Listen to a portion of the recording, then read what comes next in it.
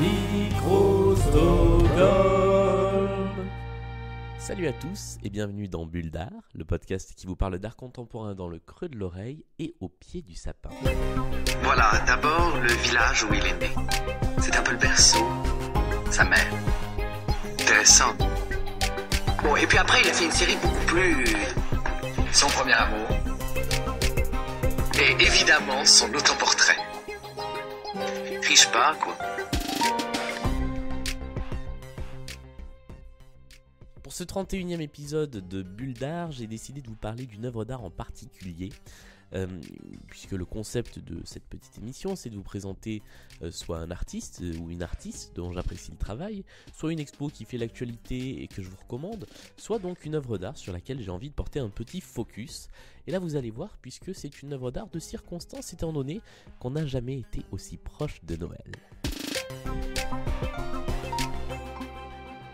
Alors l'œuvre est signée par un artiste dont on a déjà parlé dans Bulle d'Art, il s'appelle Philippe Parreno, c'était un des tout premiers épisodes de l'émission.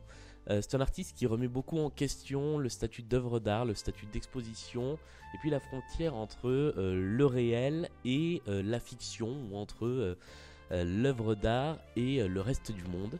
Et vous allez voir que c'est particulièrement le cas avec cette œuvre-là. On peut la voir notamment au Centre Pompidou. Alors, je ne sais pas si elle est exposée en ce moment, mais elle fait partie d'une collection qui a été promise au don au Centre Pompidou, qui appartient, donc, qui pour l'instant est une collection privée, et dont on sait qu'à la mort des collectionneurs, elle sera donnée au Centre Pompidou. Et l'œuvre, eh bien, ressemble trait pour trait à un sapin de Noël. Donc ce n'est pas un sapin de Noël, c'est une sculpture en acier qui est peint à la façon d'un sapin de Noël, et il en existe toute une série. Si vous regardez cette œuvre, dont je ne vous ai pas encore donné le titre puisque je maintiens un petit peu le suspense, vous verrez sur Google Images qu'il y en a plusieurs. Il doit y en avoir, je pense, 11. J'ai pas le chiffre exact, mais en toute logique ça doit être ça. Vous allez comprendre aussi pourquoi. Et donc cette œuvre d'art, eh bien, a l'allure d'un sapin. Donc ça peut être un sapin selon les exemplaires de la série couvert de neige, ou alors tout vert, très grand, très petit, avec des boules dorées, avec une étoile au sommet, avec des boules de toutes les couleurs. Enfin, il s'agit d'un sapin de Noël. Donc évidemment, comme je vous disais, c'est une sculpture en trompe-l'œil, comme c'est le cas par exemple dans une toute autre mesure des sculptures de Jeff Koons, qui ne sont pas des ballons de baudruche, mais des sculptures en inox, peintes pour ressembler à des petits chiens ou des petits animaux en ballon de baudruche. Là, c'est exactement la même technique, c'est-à-dire que on fait une sculpture en acier qui ressemble à un sapin de Noël, et on la peint de façon à ce que ça ressemble le plus possible à la réalité.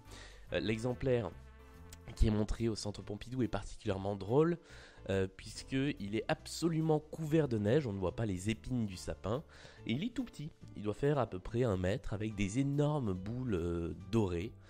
Et le titre de cette œuvre, et c'est là que ça devient beaucoup plus intéressant, alors il est en anglais, donc je vais vous le dire une seule fois en anglais, et après je vous le traduirai en français et on réutilisera la formulation française. C'est Throughout times, for 11 months of the year it's an artwork, and in December it's Christmas.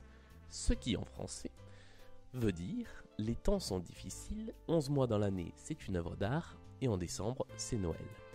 Et je trouve que cette œuvre prend tout son sens avec ce titre. C'est-à-dire que elle met totalement en question le statut de l'œuvre d'art. On va avoir un objet qui 11 mois dans l'année ne va servir à rien, puisque un sapin de Noël, eh bien 11 mois dans l'année ça ne sert à rien, donc ça peut très bien être une œuvre d'art. Sauf qu'en décembre, si vous mettez un sapin de Noël même dans un musée d'art contemporain, eh bien c'est un sapin de Noël.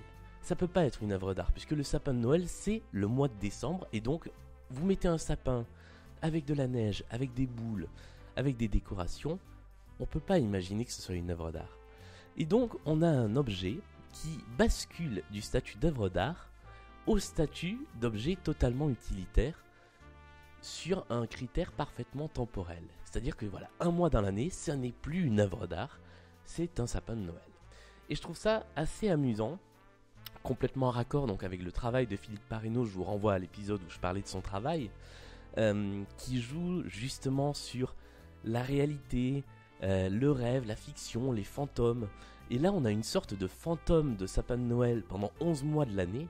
Qu'est-ce qu'un sapin de Noël vient faire en plein mois de juillet dans un musée, sinon être une œuvre d'art, et qui en décembre change complètement de fonction et bascule dans la réalité. Et là, au mois de décembre, on a la réalité de Noël. On a ce moment-là qui fait que voir un arbre de Noël, même dans un musée, c'est normal. Et pour en revenir à ce que je vous disais tout à l'heure sur la série, il y a donc 11 arbres différents et il y en a un par mois de l'année. Ils ont tous une allure différente. Certains donc ont beaucoup de neige, comme celui de novembre, qui est celui donc exposé au Centre Pompidou. À côté du titre, il y a toujours le mois. Donc celui qu'on a pu voir au Centre Pompidou, qui est tout petit et couvert de neige, c'est celui de novembre. Il y en a qui représentent d'autres moments de l'année, qui sont tout aussi décorés, mais qui sont tout verts. Celui d'avril, celui de juillet, eh bien, naturellement, il n'y a pas de neige dessus. Là encore, Philippe Parrainot va jouer sur la frontière entre la réalité, la fiction, le fait que ce soit un véritable arbre, le fait que ce soit une sculpture en acier. Et tout ça, en fait, va jouer et va nous perturber, mais au bon sens du terme. C'est-à-dire que ça nous amène à la fois à sourire, parce que quand on tombe en plein mois de juillet ou de septembre sur un arbre de Noël dans un musée et qu'en plus l'œuvre s'appelle 11 mois dans l'année, c'est une œuvre d'art et le 12e c'est un sapin de Noël, enfin c'est Noël, ça prête à faire sourire et en même temps ça prête à nous faire réfléchir. Et le tout début du titre de l'œuvre, sur lequel je ne suis pas revenu, traduit parfaitement cette idée-là. C'est Fraught Times, ça veut dire les temps sont difficiles. Et c'est exactement ça, c'est-à-dire qu'on est peut-être dans un moment où les temps sont difficiles pour une œuvre d'art. Et que si elle n'est pas utile à un certain moment, on peut se dire peut-être que c'est pas vraiment une œuvre d'art. Donc il y a toute cette réflexion autour de ce que doit être une œuvre d'art. Est-ce que ça doit être utile? Est-ce que ça doit ne servir à rien? Est-ce que ça doit ne rien évoquer de la vie réelle? Est-ce que un sapin de Noël dans un musée en décembre, si c'est une sculpture de sapin de Noël, peut avoir une autre fonction que celle de sapin de Noël et être une œuvre d'art? Eh bien, pour Parrainot, la réponse serait non. Mais ça prête beaucoup à la réflexion et c'est ce que j'aime beaucoup avec cette œuvre d'art qui est toute simple, vraiment facile à aborder et qui a un titre qui fait office de clé de lecture qui est également très amusant. Voilà pour cette petite bulle d'art consacrée donc à une œuvre de Philippe Parrainot. Je vous invite à écouter donc l'épisode consacré au reste de son travail qui est très intéressant. Enfin le reste de son travail est très intéressant. Je ne suis pas maître pour juger si l'épisode de bulle d'art est intéressant ou pas. Et puis je vous invite, comme c'est les vacances de Noël, comme une partie d'entre vous va être en congé, 1 voire 2 semaines, à aller au musée, à aller faire des expos, à y aller avec vos enfants, à y aller entre amis. Et à vous donner envie en fait de découvrir des œuvres, puisque vous voyez, on n'est pas obligé d'avoir fait des études d'histoire de l'art, d'être érudit pour aller apprécier une œuvre d'art. Il peut suffire d'avoir un petit coup de cœur visuel et éventuellement une clé de lecture dans un titre, comme c'est le cas avec cette œuvre, pour se mettre à l'apprécier. Voilà, Bulle d'art, c'est disponible comme toujours sur iTunes, sur Spotify, sur Deezer, sur notre fournisseur Ocha.